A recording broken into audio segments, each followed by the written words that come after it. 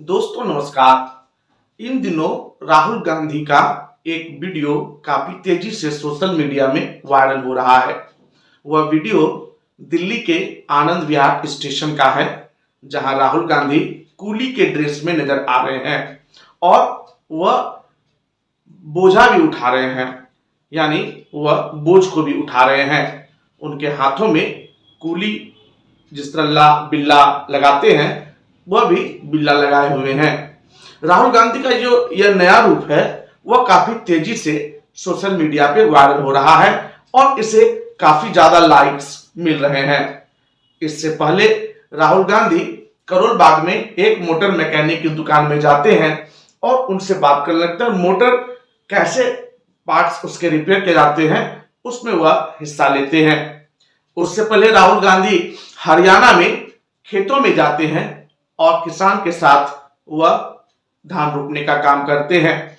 राहुल गांधी इसे भारत जोड़ो यात्रा का हिस्सा मानते हैं, क्योंकि कहीं ना कहीं राहुल गांधी का यह मानना है कि भारत जोड़ो यात्रा का मतलब देश के एक कोने से दूसरे कोने तक की यात्रा नहीं है, बल्कि देश के अंदर 140 करोड़ जो हिंदुस्तानी है यह उनसे मिलने की यात्रा है। जिस तरह भारत जोड़ो यात्रा में राहुल गांधी ने 3000 किलोमीटर से लंबा सफर तय करते हुए उन्होंने जिस तरह से आम जनता से मिलने का काम किया, आम लोगों से मिलने का काम किया, उसी का यह क्रम है कि वह अभी बुधवार को कूलियों से मिलने वह आनंद विहार स्टेशन पहुंच जाते हैं। हालांकि राहुल गांधी वहां पे अपने से नहीं पहुंचे।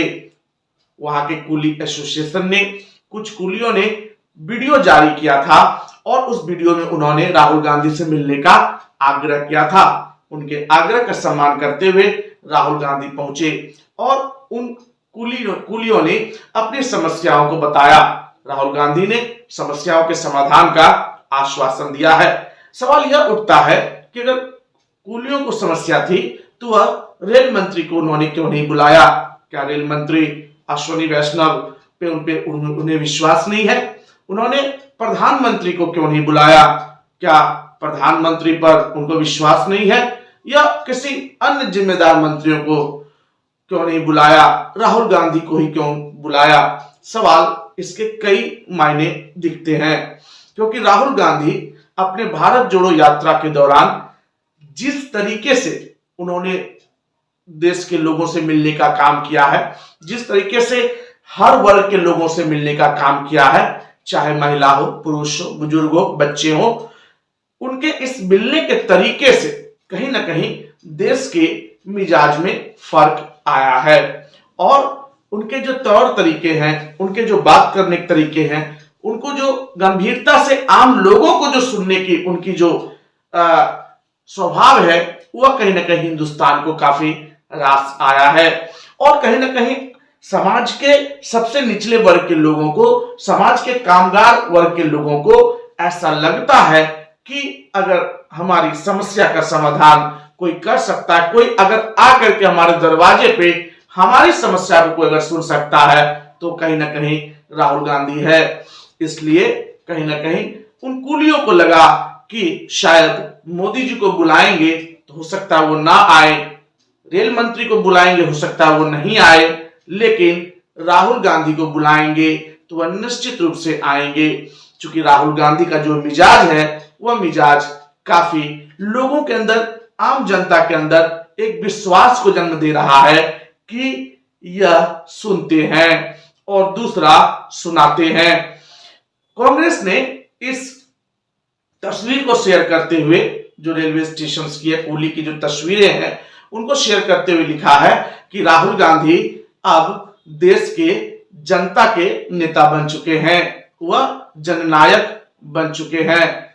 जननायक हम बिहार की परिप्रेक्ष्य में कर्पूरी ठाकुर जो बिहार के मुख्यमंत्री रह चुके थे, हम उन्हें ही जननायक कहा जाता था, लेकिन राहुल गांधी को अब कांग्रेस जननायक कहने लगी है, क्योंकि वह जनता के बीच में ज्यादा से ज्यादा समय देते हैं और देते हुए दिखाई पड़ रहे हैं। कहीं ना कहीं राहुल गांधी के काम करने के तरीके को देखा जाए तो वह आपको सोचने पे मजबूर करता है, क्योंकि राहुल के ऊपर एक आरोप हमेशा विपक्ष की तरफ से यह लगाया जाता रहा है और लगाया जाता है कि राहुल गांधी सोने के कटोरी और चांदी का चम्मच लेकर के पैदा हुआ है। वह राजा खानदान में ही पैदा हुआ है, उनके विरासत है राजतंत्र की, यानी उनके दादा, उनकी दादी सभी जो है वह देश में प्रधानमंत्री रहे। चाहे वो प्रधानमंत्री नेहरू की बात हो, इंदिरा गांधी की बात हो, पिता राजीव गांधी की बात हो, तो वह उस परिवार से आते हैं। लेकिन माननीय प्रधानमंत्री मोदी जी हमेशा इस बात को कहते हैं कि वह गरीब का बेटा है और गरीब का बेटा आज देश की संसद तक पहुंच गया और इससे विपक्ष को दर्द है। ऐसी बात नहीं है। गरीब का बेटा अगर देश की संसद तक पहुंचता है, गरीब का बेटा अगर देश की कुर्सी प्रधानमंत्री के पद तक पहुंचता है, तो यह इस देश के लोकतंत्र और संविधान का यह वह परिचय है कि इस देश का संविधान, इस देश की लोकतांत्रिक व्यवस्था इतनी मजबूत है कि देश के हर वर्ग को यह मौका देता है कि वह इस देश के सर्वोच्च कुर्सी पर पहुंच सकते हैं। लेकिन जो देश के सर्वोच्च परिवार से आते हैं उन पर यह बाउंडेशन नहीं है कि वह समाज के सबसे निचले स्तर के लोगों तक जाकर के मिले, आम व्यक्ति तक जाकर के मिले और उनकी समस्या को समझे। लेकिन ये उनके चॉइस है और उन्होंने यह करने का काम किया है कि राहुल गांधी के ऊपर जो आरोप लगता है परिवारवाद का या बड़े परिवार का, लेकिन उनके शख्सियत में, उनके बोलचाल में कहीं से भी यह झलकता नहीं है कि वह जो है उनके अंदर वो बड़े परिवार वाला गुण है। वह जिस तरह से लोगों से मिलते हैं यह उनके निश्चित रूप से जननायक होने का प्रतीक है।